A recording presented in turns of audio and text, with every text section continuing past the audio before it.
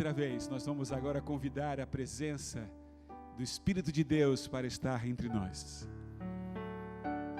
Convidá-lo a entrar em nosso coração e nossa vida. Vem, Espírito Santo, agora. Não amanhã, nem depois da manhã. É agora que queremos que Ele esteja entre nós. Vamos cantar.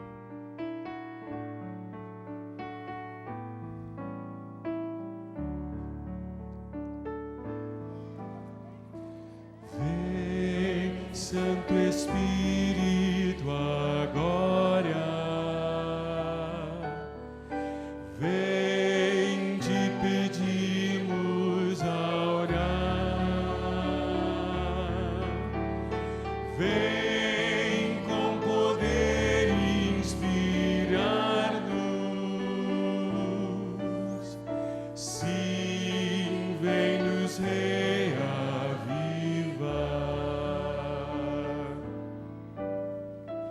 Vem como água ao sedento. Traz ao faminto pão. Vem e sacia minha alma. Faz puro meu coração. Vem como a brisa suave. Vem com o teu esplendor. Dá-nos vigor e alegria.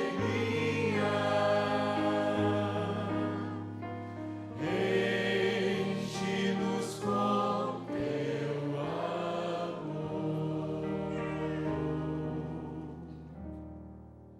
Amém. Sempre temos uma razão muito forte para louvarmos a Deus e agradecer a presença de Deus. E como é bom estarmos na presença de Deus. Como é bom quando a gente está no lugar com toda a segurança e convicção de que Deus está conosco. E é por isso que eu quero mais uma vez convidá-los a fechar os olhos e vamos agradecer a Deus e suplicar que Ele manifeste o seu poder entre nós nesse momento através da exposição da sua palavra. Vamos orar. Querido Deus, como é bom estar na tua presença, Senhor. Como é bom sentirmos o teu Espírito em nosso meio. Como é bom, Senhor, sabermos que nos amas e que tu tens prazer em estar conosco. Te agradecemos por isso, Senhor, por esta bênção, por este privilégio de estarmos na tua presença. Não importa o lugar em que estamos, desde que estejas conosco. Mais uma vez, vamos abrir a tua palavra e suplicamos, Senhor, que tu nos fales através da Bíblia, que a tua voz entre em nosso coração e opere o milagre que estamos precisando e estamos buscando. Tu conheces a vida, as condições, as circunstâncias em que está vivendo cada uma das pessoas que estão aqui neste momento, que estão espalhadas, acompanhando este programa através da televisão, de um telão. Tu conheces a vida, a mente e o coração de cada uma dessas pessoas. Que a tua palavra agora, Senhor, seja poderosa mais uma vez. Em nome de Jesus. Amém, Senhor. Amém. Nós estamos estudando o último grande milagre operado por Jesus, quando esteve em seu ministério aqui na terra. O maior milagre operado por Jesus, a ressurreição de Lázaro. A história está relatada no Evangelho de São João. Qual é o capítulo mesmo? Puxa, como vocês já aprenderam, né? Como vocês já aprenderam. Temos extraído muitas lições, muitas mensagens de Deus para nós através da sua palavra. E vou dizer alguma coisa aqui que não tinha planejado dizer, mas ontem, quando saímos da programação e depois de termos passado já tantas tantas reuniões estudando as mensagens de Deus em torno deste milagre, alguém fora daqui, depois do programa, me procurou e disse: pastor, por favor, pastor, amanhã Lázaro tem que ressuscitar. O senhor já falou tanto, já falou da fé, já falou das provações, já falou de Marta, de Maria, das pessoas, e Lázaro ainda não ressuscitou.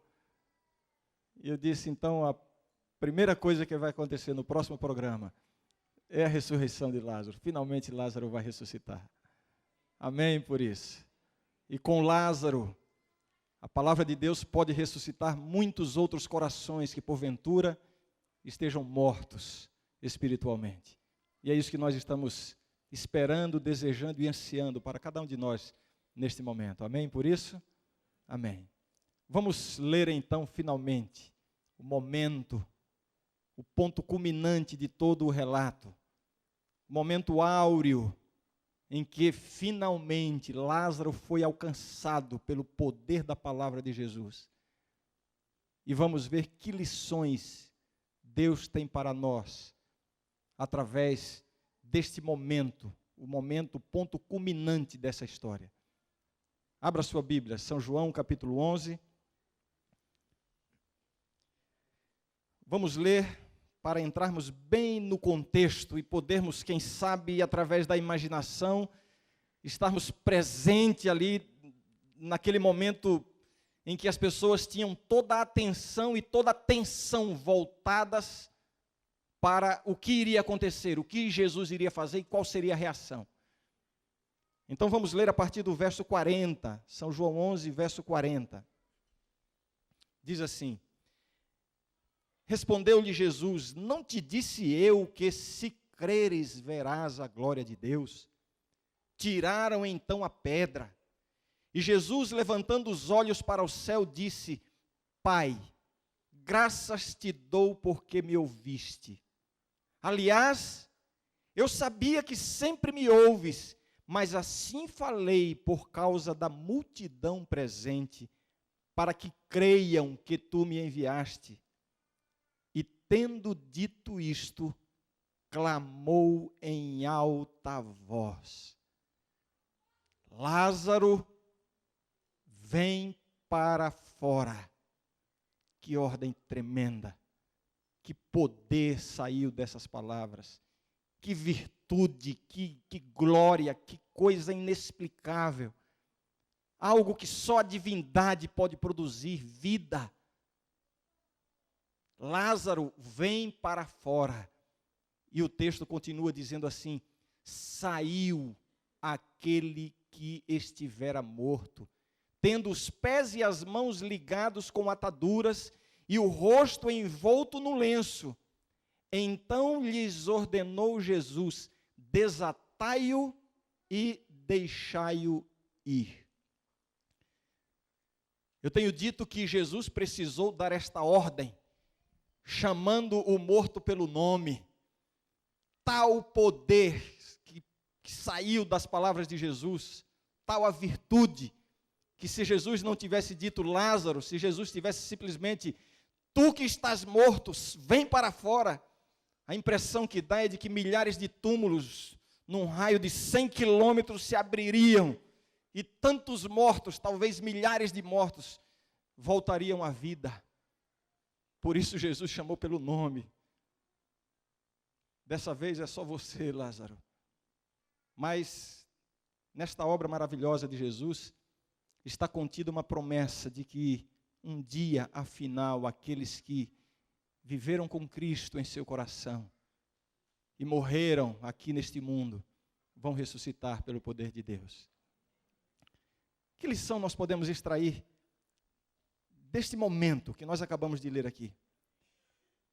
Primeira coisa que chama a atenção é que Jesus ressuscitou Lázaro, mas não o tirou do túmulo.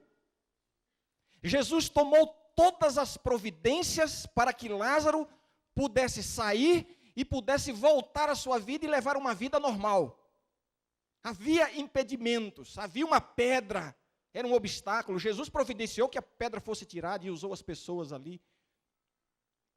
Lázaro estava envolto em lenços, como se diz, esparadrapos, não sei. Jesus providenciou que ele fosse liberto disso. Todos os obstáculos, o grande obstáculo era a morte. Jesus expulsou a morte. Jesus trouxe Lázaro de volta à vida. Deu todas as condições para ele viver novamente. Uma nova vida.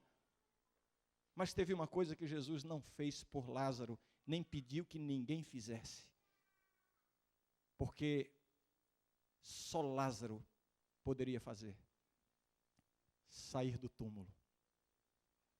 Sair do túmulo. Receber vida e continuar no túmulo não tem sentido. Receber vida e continuar no lugar dos mortos não tem sentido.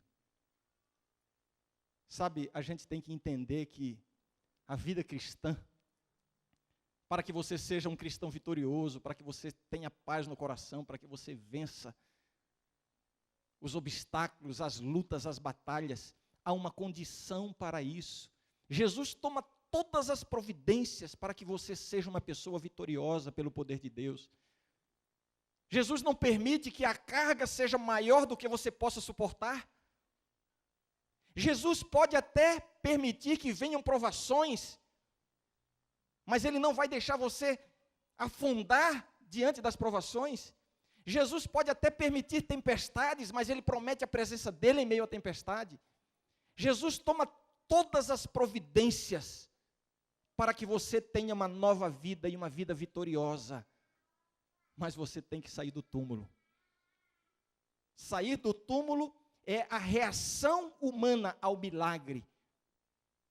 Não é que Lázaro tinha que ter participação no sentido de fazer alguma obra para merecer o milagre. Não, o milagre já tinha acontecido. Jesus já o havia ressuscitado. O milagre estava pronto. Lázaro agora tinha que reagir ao milagre. E a reação de quem estava morto e recebeu uma nova vida é somente uma: sair do túmulo. Há pessoas que foram ressuscitadas por Cristo. Há pessoas que receberam uma nova vida em Jesus, mas ainda vivem no túmulo, nos túmulos deste mundo. Até sai de vez em quando, mas quando as luzes se apagam, voltam para o túmulo. Saia do túmulo. Você quer entender o que significa isso? Vamos ler na Bíblia. Me acompanhe na leitura. Efésios capítulo 5. Avançando um pouquinho aí as páginas da sua Bíblia. Depois do Evangelho de São João, tem o livro de Atos, Romanos, Coríntios, Gálatas e Efésios. Efésios capítulo 5. O verso 14 diz assim: pelo que diz, desperta, ó tu que dormes, levanta-te de entre os mortos, e Cristo te iluminará. Vejam, esta é uma iniciativa que cabe a nós. Quem recebe nova vida em Cristo precisa levantar-se dentre os mortos. Túmulo é lugar de mortos. Quem está vivo não pode querer permanecer no túmulo. Saia do túmulo. Desfrute da nova vida que Jesus está lhe dando. Como eu disse, Deus toma todas as providências para que você possa ter uma nova vida. Uma vida vitoriosa, uma vida de conquistas, uma vida de paz, uma vida de segurança. Uma vida de vitória sobre o pecado. Só que muitos receberam a vida que Jesus lhes ofereceu, aceitaram a Jesus como seu Salvador, foram ressuscitados da morte do pecado, mas não conseguem sair definitivamente dos túmulos deste mundo. Saia do túmulo para desfrutar da nova vida. Se você virar a sua Bíblia 2 ou 3 folhas, você vai chegar no capítulo 1 de Filipenses. Se você estava com sua Bíblia em Efésios, Filipenses capítulo 1. Eu quero ler a primeira parte do verso 27. E vamos entender agora o que significa sair do túmulo. A palavra de Deus diz assim: vivei acima de tudo por modo digno do Evangelho de Cristo. Meus queridos, sair do túmulo significa desfrutar a vida vitoriosa que Jesus nos oferece. Viver por modo digno do Evangelho de Cristo. Existem algumas coisas que entristecem profundamente o coração de Deus. Existem algumas coisas que fazem Deus derramar lágrimas. Uma dessas coisas é quando Deus ressuscita um filho querido que estava morto em pecado, quando Deus toma todas as providências para uma nova vida, e este filho querido continua vivendo no lugar dos mortos. Saia do túmulo. Não fique também indo e vindo. Em algumas coisas da sua vida você faz, ou algumas coisas da sua vida você faz fora do túmulo, mas há coisas que você entra no túmulo para fazer. Tem gente que vive assim. Tem gente que sai do túmulo e vem para a igreja, mas lá nos seus negócios, nas suas atividades comerciais, tem que entrar no túmulo e proceder como procedem os mortos que não conhecem a Jesus. Na hora de vender aquele carro velho, você não faz fora do túmulo, você entra no túmulo e vai proceder como as pessoas que estão mortas. Na hora de preencher a declaração de imposto de renda, Deus lhe deu uma nova vida. Você é um filho de Deus. Deus está dizendo: vivei por modo digno do Evangelho. Mas na hora de preencher a declaração de renda, de imposto de renda, você tem que entrar no túmulo e fazer como fazem os que estão mortos. Saia do túmulo. Alguns saem do túmulo e vêm para a igreja e louvam a Deus o dia inteiro quando as luzes se apagam, no sábado à noite. Linda juventude da minha igreja. Não entre nos túmulos que estão abertos por aí afora, nos finais de semana. São túmulos. São os mortos que estão lá dentro. As pessoas que estão mortas estão procurando algum sossego, alguma paz, alguma alegria nos túmulos. Quem recebeu uma nova vida em Cristo tem que sair dos túmulos. Saia do túmulo. Há pessoas que para algumas coisas da vida estão fora do túmulo, mas para outras precisam entrar no túmulo. Há pessoas que querem viver para Deus, mas na hora de escolherem a sua roupa, entram no túmulo e se vestem como se vestem os mortos. E existem dois princípios aqui. O princípio dos mortos por exemplo, eu estou citando isso aqui como exemplo. O princípio adotado pelos mortos na hora de se apresentar, o princípio é o princípio da vaidade, da sensualidade, despertar o desejo carnal de quem olha. O princípio de quem está fora do túmulo é a pureza. Saia do túmulo. Jesus lhe deu uma nova vida, você precisa viver como quem está vivo e não como quem está morto. Vivei, pois, por modo digno do Evangelho de Cristo. É isto que significa estar fora do túmulo. Graças a Deus, tem tantas pessoas que têm desfrutado a vida fora do túmulo. Não querem mais a escuridão do túmulo, não querem mais a sombra fria do túmulo, não querem mais a morte do túmulo. Algum tempo atrás, um jovem pastor, eu citei aqui, a hora de vender o seu carro usado, e eu estou me lembrando de um jovem pastor que, no início do seu ministério, tinha um carrinho bem usadinho, e depois, com a bênção de Deus, ele fez planos e ia comprar um carrinho um pouquinho melhor, e foi então começou a anunciar o seu carro para vender. E logo se aproximou um morto, para dizer assim para ele: pastor, quer vender o seu carro? Então é o seguinte, olha, quando for levar na casa do interessado, vai assim no finalzinho da tarde, porque está meio escuro, ele não vai ver os defeitos da lataria, onde já foi remendado. Olha, vai lá no posto e coloca um óleo bem grosso no motor, que é para ele não ver que o motor já está fundindo. Olha, não vai contar para ele que esse velocímetro já deu 2 voltas completas, está marcando aí 70 mil, mas já são 270 mil. É assim que procedem os mortos. Os vivos em Cristo não vivem, não fazem isso. Vivei, pois, por modo digno do Evangelho de Cristo. E agora me acompanhe na cena de ele vendendo o carro. Uma pessoa se interessou, um pai de família, um jovem senhor se interessou e foi levar o carro lá. E o pastor disse assim: olha, meu amigo, esse carro aqui, como o senhor está vendo, é bem velhinho, né? O senhor está vendo? Ah, estou vendo sim, quanto é mesmo? Olha, custa tanto. Olha, eu me interesso, eu vou ficar com... como é que é? Não, eu queria que o senhor desse uma olhadinha no carro primeiro, disse o pastor. Vem aqui, olha. E não foi de noite não, foi ao meio-dia, com a luz do sol. Como o senhor está vendo, olha, tem um remendo aqui na porta, aqui atrás tem outro conserto aqui. O senhor está vendo, o senhor está entendendo bem, né?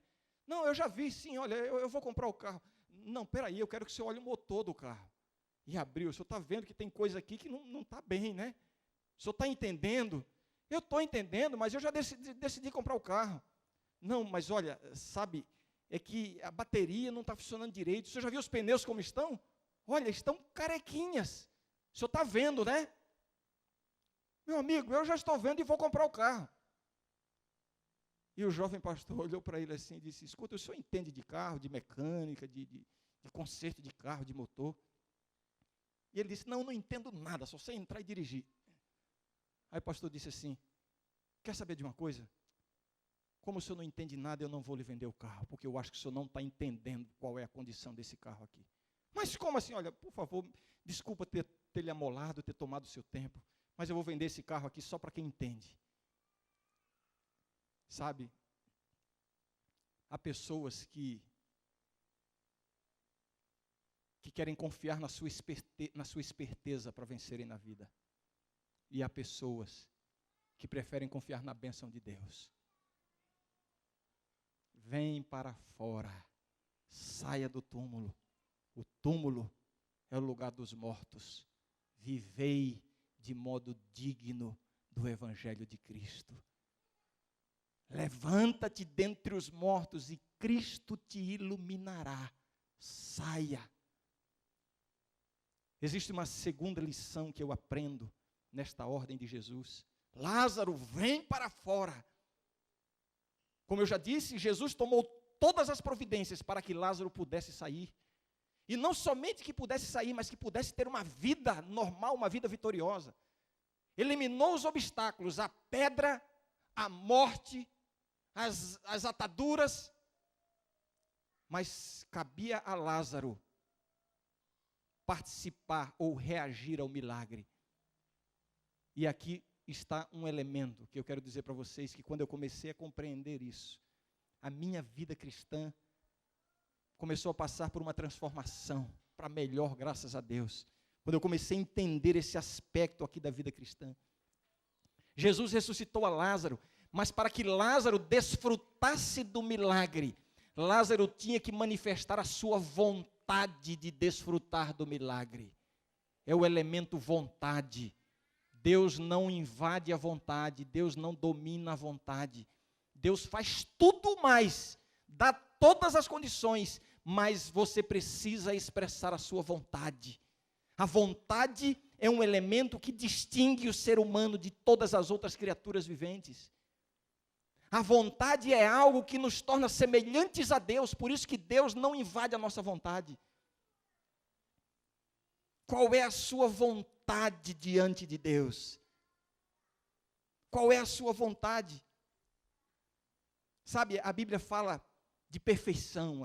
A Bíblia diz: sede perfeitos como perfeito é o vosso Pai que está nos céus. Buscai a santificação. Quando a Bíblia fala de perfeição, de santidade, a Bíblia não está falando de perfeição de comportamento. A Bíblia está falando de perfeição da vontade. Ou seja, o comportamento pode até não ser perfeito ainda, mas a vontade é perfeita. Ou seja, eu ainda tenho tantas fraquezas, eu ainda faço tantas coisas erradas, mas é contra a minha vontade, porque a minha vontade é fazer a vontade de Deus. É isso que Deus está olhando no seu coração. É por isso que os seus pecados, as suas quedas, não surpreendem a Deus, nem fazem Deus se perder nos seus planos. Para o pecado há uma solução, o que Deus quer é a sua vontade. Quando você diz assim, Senhor, eu não posso, não consigo, mas a minha vontade, entregue a sua vontade, pura, santa, entregue a Deus, e Deus paulatinamente vai lhe dando a vitória. É um processo de toda a vida, mas a vontade precisa estar do lado de Deus. Agora, o que é vontade? Se eu pedisse aqui para alguém explicar o que é vontade, você que está me vendo e me ouvindo, o que é vontade para você? O que é sentir vontade, ter vontade? Você pode achar uma palavra para ajudar a explicar ou uma frase? Eu vou me arriscar aqui, eu não vou pedir nenhuma explicação completa e não tenho medo de errar, porque eu imagino que qualquer resposta que virá será certa. Eu só quero apenas ouvir algumas respostas, quem sabe para a gente juntar e ter uma compreensão maior. Eu vou me arriscar a descer um pouquinho aqui. Alguém quer arriscar uma palavra? O que significa vontade? Quem falou aqui? Escolha. Ela está falando aqui o quê? Pode falar no microfone? É ter um desejo. Quem tem um desejo, tem vontade. O que mais? Para fazer alguma coisa, não é isso? Se encaminhar. Isso é querer. Quando você quer uma coisa, querer é o quê, Milton? Pastor Milton, cantor Milton. Querer não é vontade? É isso que é vontade? Quando você deseja uma coisa, você tem vontade, é isso? É isso que a gente está entendendo aqui?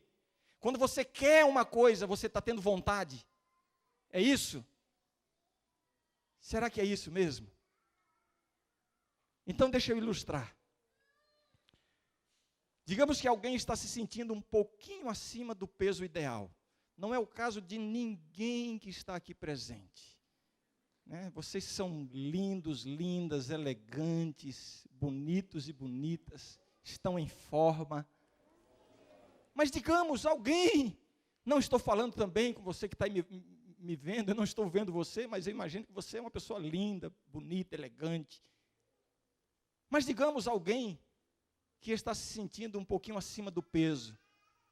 E então essa pessoa faz um plano de fazer uma dieta, um regime, isso é muito saudável. E uma das coisas dessa dieta é, por exemplo, eu não vou mais comer sobremesa. Aliás, está aqui uma boa dica, né? Sobremesa é um inimigo de quem quer perder peso, né? Eu não vou mais comer sobremesa. A pessoa pensa, analisa, estuda, lê, ouve e entende que o melhor caminho a seguir é parar de comer sobremesa. Então agora ele coloca a vontade dele em ação. Qual é a vontade dele? Não comer sobremesa. Essa é a vontade dele. Mas um belo dia, um grande amigo o convida para almoçar em casa, com a família. E você que está com vontade de não comer sobremesa, de perder peso, almoça muito bem, fica um pouquinho preocupado, será que eu comi demais? Mas tudo bem, é uma vez só, é na casa de um amigo, mas eu não vou comer sobremesa, porque a minha vontade é essa. Mas para a sua surpresa, depois do almoço, a anfitriã vem exatamente com aquela sua sobremesa preferida. Lembra daquela sobremesa lá da casa da mamãe ou da casa da vovó? Aquela que você comia na sua infância. E a sobremesa é colocada ali, sobre a mesa. A minha pergunta é: você vai ter vontade de comer a sobremesa ou não? Vai? Espera aí. Mas a sua vontade não era não comer a sobremesa? Então você perdeu a sua vontade de perder peso? Não, você continua com vontade de manter a sua dieta, mas ao mesmo tempo você está com vontade de comer a sobremesa. Quer dizer, parece que é um problema aí. Onde é que está a vontade?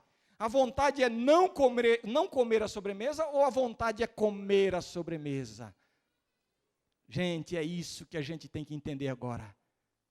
É isso que a gente precisa compreender e vamos aplicar para a nossa vida espiritual. Existe uma diferença entre vontade e impulso. A vontade é algo que passa pela razão. A vontade é aquilo que você pensa, analisa, decide.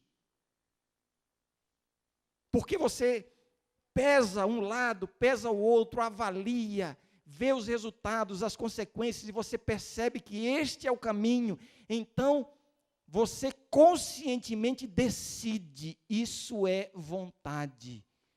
Então, neste caso aí, diante da sobremesa, a vontade qual é?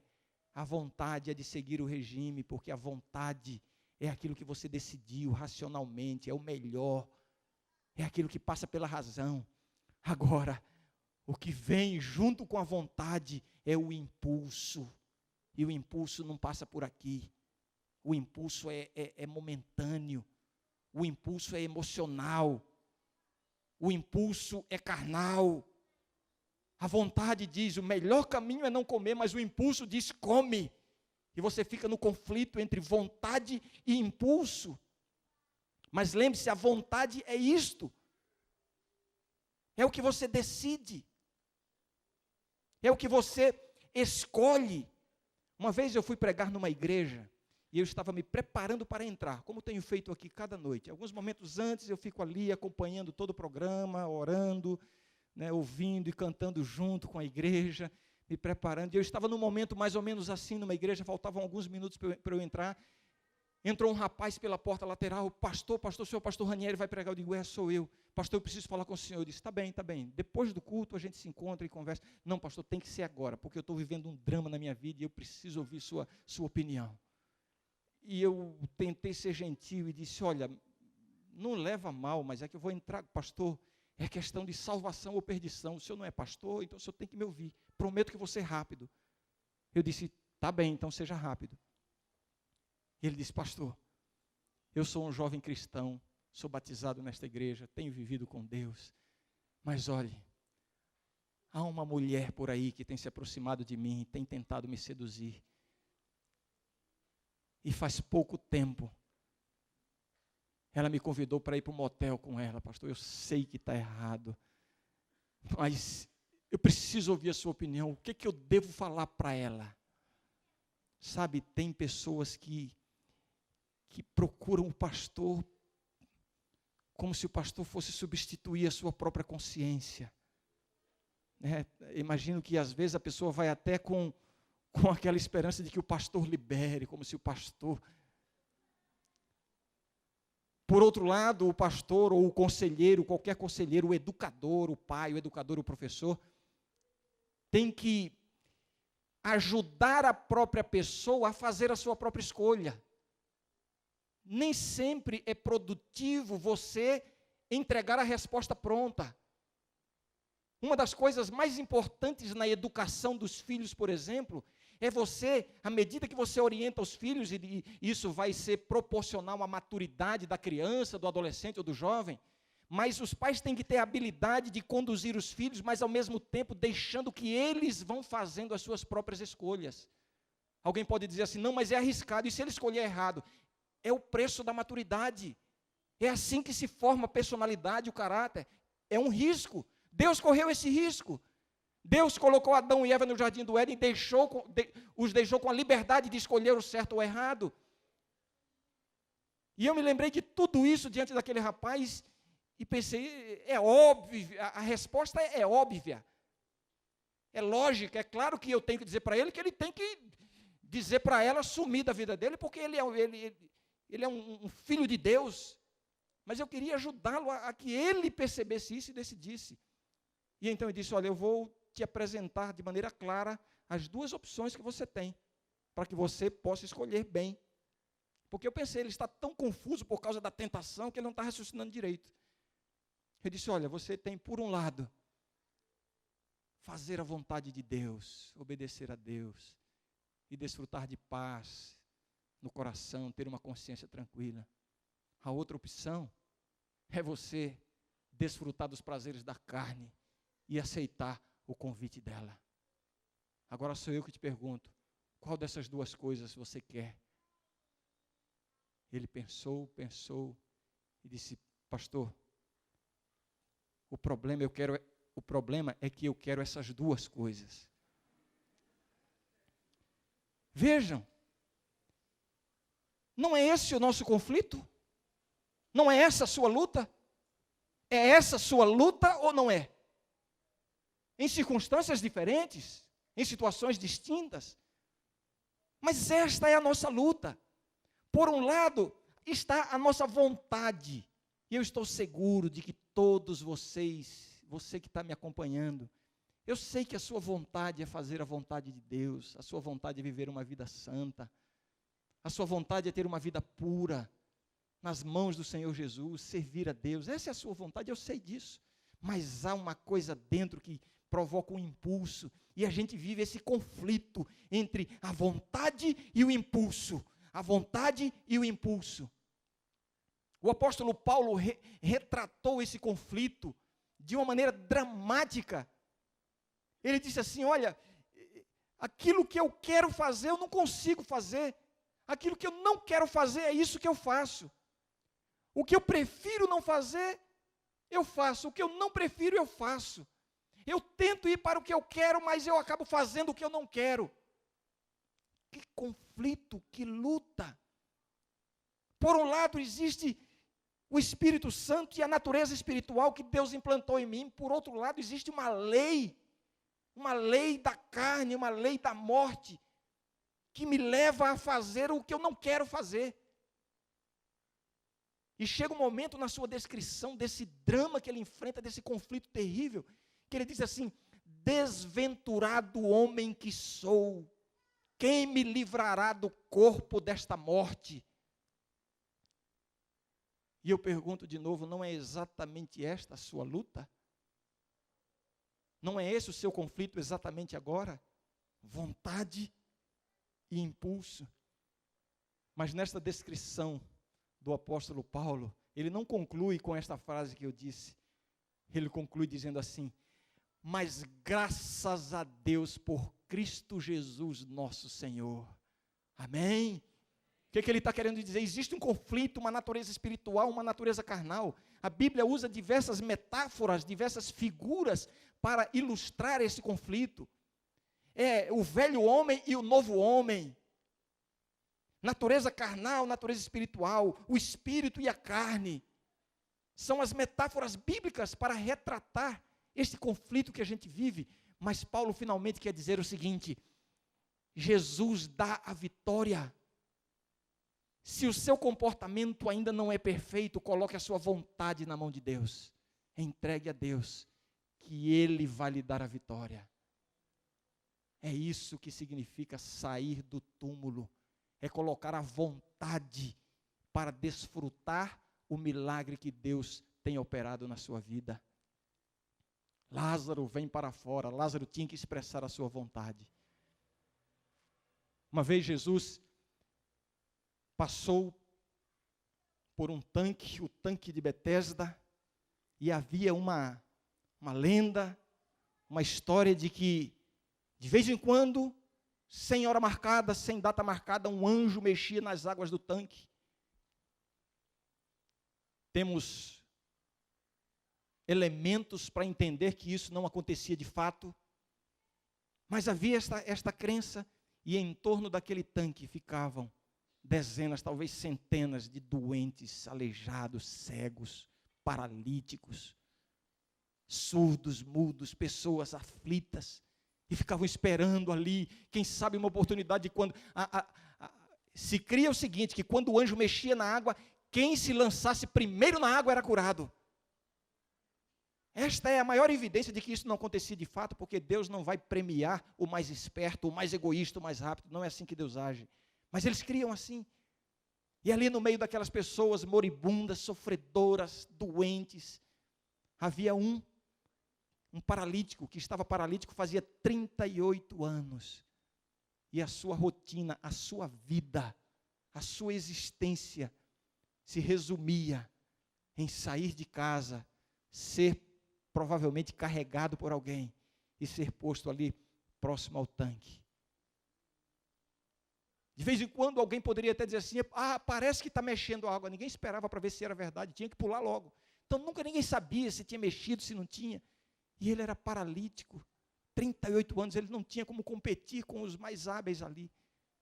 38 anos ali, mas com uma esperança. A esperança de ser curado, de ser transformado, de ter uma nova vida. E Jesus passou por ali. Jesus passou e Jesus viu, sentiu o drama daquele pobre filho de Deus, sofredor. Jesus se aproxima dele e faz uma pergunta. Que pergunta Jesus faz. As perguntas de Deus. Deus pergunta cada coisa. Adão pecou, se escondeu. Aí Deus, Adão, onde estás? Será que Deus não sabia onde estava Adão? Caim matou Abel. Deus chega para Caim e diz, Caim, onde está Abel, teu irmão? Será que Deus não sabia, não tinha visto o que tinha acontecido? As perguntas de Deus.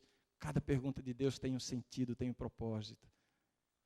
E Jesus chegou para aquele paralítico, 38 anos sofrendo, querendo ser curado ali na beira do tanque, esperando uma oportunidade. E Jesus faz uma pergunta. Que pergunta. Sabe qual foi a pergunta que Jesus fez? Queres ser curado? Isso é pergunta que se faça? O que acham vocês? Como você pode analisar e entender essa pergunta? Queres ser curado? Sabe o que Jesus estava querendo? Jesus estava querendo que aquela pobre criatura colocasse a sua vontade nas mãos de Deus. Por isso que ele disse, queres ser curado? É como se Jesus estivesse dizendo assim, meu filho, o milagre está pronto, você só precisa ter vontade. Coloque a sua vontade. Não é vontade de se levantar e sair correndo, porque você não pode. Você não tem forças, você não tem músculos, você não tem estrutura física para fazer isso. Mas uma coisa você pode, coloque a sua vontade no lugar certo. É isso que Deus está dizendo para mim e para você neste momento. Você é um paralítico, você não tem forças, você quer andar na vida cristã, mas você não percebeu que você não consegue ainda? Quantas vezes você já prometeu para Deus que ia andar nos caminhos dele e só descobriu que não conseguia, que está resvalando, caindo aqui, caindo ali? O que Deus quer de mim e de você não é simplesmente que você diga, Senhor, prometo que nunca mais vou cair. Não é isto. Deus não pede de nós o que Ele sabe que nós não podemos. Mas uma coisa Deus pede, meu filho, me dá a tua vontade, coloca a tua vontade na minha mão. Queira o que eu estou lhe oferecendo. Se você colocar a sua vontade na minha mão, você vai ver o que vai acontecer. Por suas forças você não vai fazer nada. Mas se você colocar a sua vontade na minha mão, você verá o que vai acontecer. Foi mais ou menos isso que Jesus queria que o paralítico entendesse. Queres ser curado? O paralítico disse, Senhor, eu estou aqui, o tanque está aí, quando é para eu ir para lá, vai outro e entra na minha frente. Não foi isso que Jesus perguntou. Não fique explicando a sua vida, as suas lutas, as suas fraquezas. Eu tento, Senhor, eu tento, não consigo. Senhor, o cigarro, eu já tentei abandonar, mas eu não consigo, o Senhor está vendo. Senhor, a bebida, as drogas. Senhor, eu não consigo parar de trair minha mulher, de trair meu esposo. Eu já tentei, eu não consigo. Não é isso que Deus quer ouvir de você. Deus sabe que você não consegue. Deus sabe que você é paralítico, que você não tem forças. O que Deus está pedindo de você é o seguinte, meu filho, queira fazer a minha vontade. Coloque a sua vontade na minha mão e você vai ver o que eu vou fazer por você. Finalmente Jesus disse para o paralítico, levanta-te e anda. O que você imagina que aconteceu naquele momento? Existe uma descrição dessa história no livro O Desejado de Todas as Nações, que apresenta algumas coisas que me impressionam, e como isso tem sido uma bênção para a minha vida.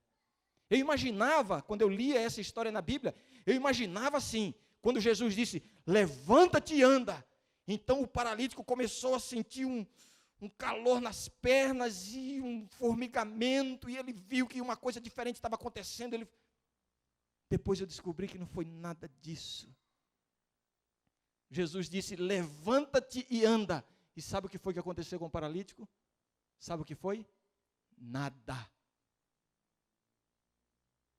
A descrição, o livro que eu mencionei, diz que Jesus não lhe deu nenhuma evidência de que ele tinha sido curado.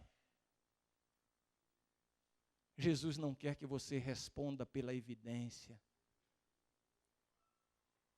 Jesus não quer que você primeiro tenha certeza, bom, agora eu vou conseguir viver a vida cristã. Tem gente que continua longe de Deus, porque olham para si mesmas e percebem que não conseguem viver uma vida cristã e dizem assim, ainda não chegou a minha hora, a transformação ainda não aconteceu. Talvez esse seja o seu caso, e você está esperando o milagre acontecer, esperando que Jesus cure a sua paralisia para você se levantar e andar, quando Jesus está pedindo somente a sua vontade. Não aconteceu nada.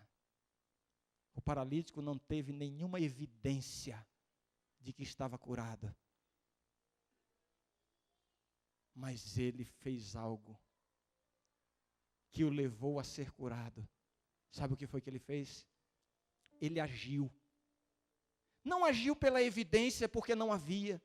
Não agiu porque pensou assim, agora eu vou conseguir andar. Não foi, ele não sabia. Ele agiu porque foi Jesus que disse, levanta-te e anda. Ele agiu pela palavra de Deus. E quando ele decidiu levantar-se, ele não estava curado ainda, mas ele decidiu andar. Quando ele decidiu e começou a agir sem forças, sem condições, mas ele reagiu. Nesse momento, o milagre aconteceu. E ele levantou-se e saiu para uma nova vida. Lázaro, vem para fora, saia do túmulo. Lázaro poderia pensar assim, não dá, eu estou aqui envolvido com essas ataduras, eu estou todo amarrado, olha, alguém me ajuda aqui. Senhor, Deus completa o milagre. Senhor, é o seguinte, eu vou ficar esperando aqui dentro, até esse negócio aqui se livrar de mim. Não. Quando Jesus disse, Lázaro, vem para fora, a vida foi dada e Lázaro manifestou a sua vontade de viver uma nova vida pelo poder de Deus. E quando ele começou a sair, aí Jesus logo disse, vão lá e tirem as ataduras, libertem-no. É isso que Jesus faz. Quando nós aceitamos e decidimos, aí Jesus opera o milagre. O problema é que a gente está esperando Jesus operar o milagre antes da gente decidir. E aí vem as velhas desculpas, não chegou a hora ainda de entregar minha vida a Jesus. Não adianta. E quantas vezes eu já ouvi as pessoas dizerem assim, olha, eu sei, não adianta eu dizer que vou seguir e depois não conseguir, então eu vou esperar. Enquanto você estiver esperando, nada vai acontecer na sua vida. Só que Jesus está dizendo, levanta-te e anda. Haja, reaja, decida servir a Jesus. Você pode dizer assim, Senhor, eu não sei como andar, eu não sei como te servir, eu não tenho forças, eu não sei como viver contigo, Senhor, mas eu quero, eu aceito. Agora, Senhor, ensina-me a viver contigo. A minha vida, Senhor, está cheia de trevas, de escuridão. Transforma e me ensina a te servir. Ensina-me a viver, Senhor. Eu não sei, mas eu quero. Há pessoas que se ajoelham diante de Deus e dizem assim, Senhor, eu quero alcançar a vitória sobre este pecado, Senhor, me dá a vitória, transforma meu coração, e ficam aguardando acontecer uma coisa diferente, e terminam a oração, e não sentem nada diferente. Eu sei o que é isso, quantas vezes eu já experimentei isso, levantar de uma oração pedindo um milagre na minha vida, uma vitória, e levantar da oração e ficar, puxa vida, Deus não fez nada, eu estou me sentindo do mesmo jeito. Quando eu entendi o que Jesus fez com Lázaro, quando eu entendi o que Jesus fez com o paralítico, então a minha postura agora é diferente. Ore a Deus, Entregue a sua vida a Deus. Decida servir a Deus. E tire o pecado da sua agenda. Deus é que vai lhe ensinar a viver com Ele. Deus vai operar o milagre. Mas você tem que decidir. Você tem que querer. Eu quero perguntar aqui esta noite. A Laura vai cantar. Vai louvar a Deus.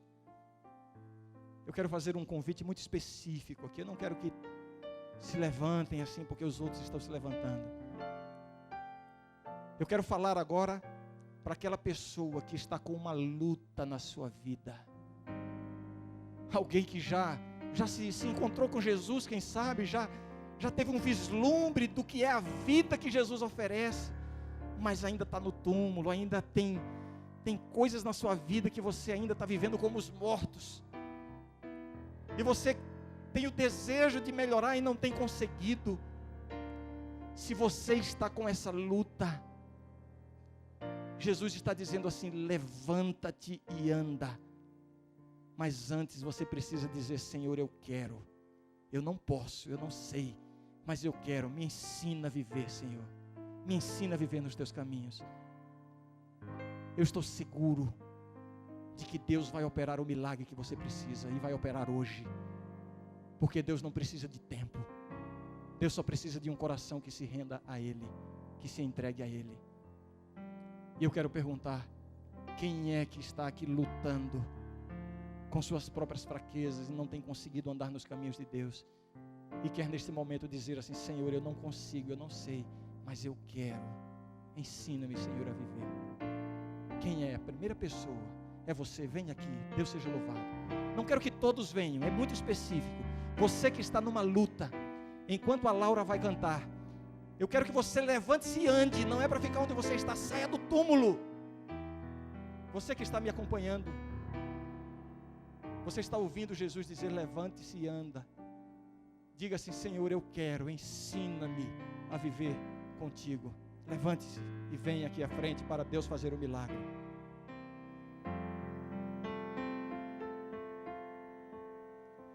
Eu te levo, ó Senhor, minhas lágrimas com dor. Eu preciso de uma ajuda.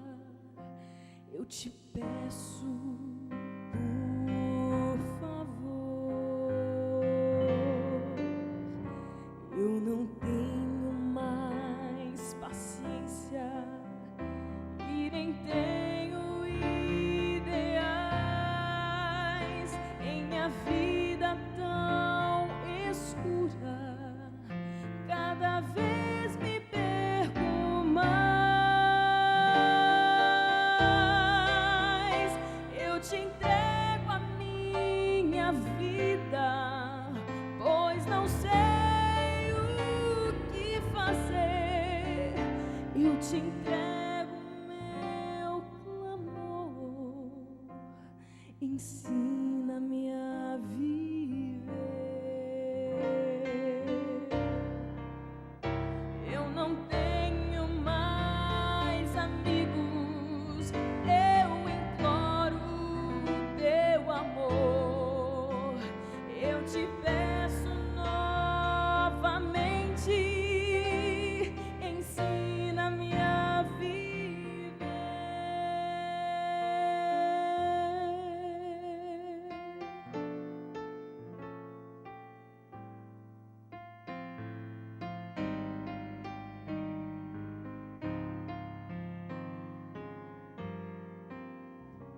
Quantas vezes ao passar por problemas e aflições, lembro que existe alguém que dá paz aos corações. Sei que sempre estás comigo, ajudando-me a vencer. Tu me mostras o caminho, devo então assim viver. Eu te entrego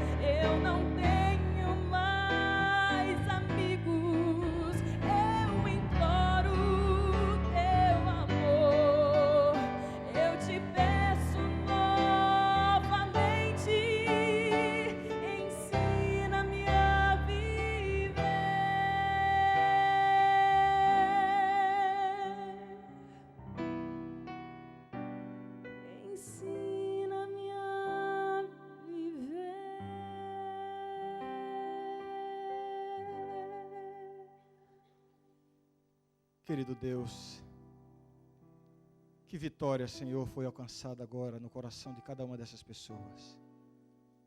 Não sabemos como será amanhã, Senhor. Sabemos que será um dia como o outro, cheio de atividades, cheio de provações, de tentações. Não sabemos, Senhor, como vamos nos comportar, mas queremos te dizer uma coisa, Senhor, queremos viver contigo. Esta é a nossa vontade. É verdade, Senhor, que o nosso coração às vezes nos leva para caminhos obscuros. É verdade, Senhor, que em nossas inclinações estamos propensos a voltar para o túmulo de onde já fomos tirados. Senhor, ensina-nos a viver em teus caminhos. Minha súplica agora, Senhor, humildemente, em nome de Jesus, é que a manifestação que essas pessoas fizeram de se levantarem do lugar onde estavam, de andarem um pouco aqui à frente, dizendo com esse gesto, Senhor, eu quero, esta é a minha vontade. Por favor, Senhor, opera o milagre, transforma o que precisa ser transformado, conserta o que precisa ser consertado, elimina a paralisia e possibilita a cada um destes teus filhos e filhas andarem nos teus caminhos, Senhor. Em nome de Jesus nós te oramos. Amém. Amém, Senhor.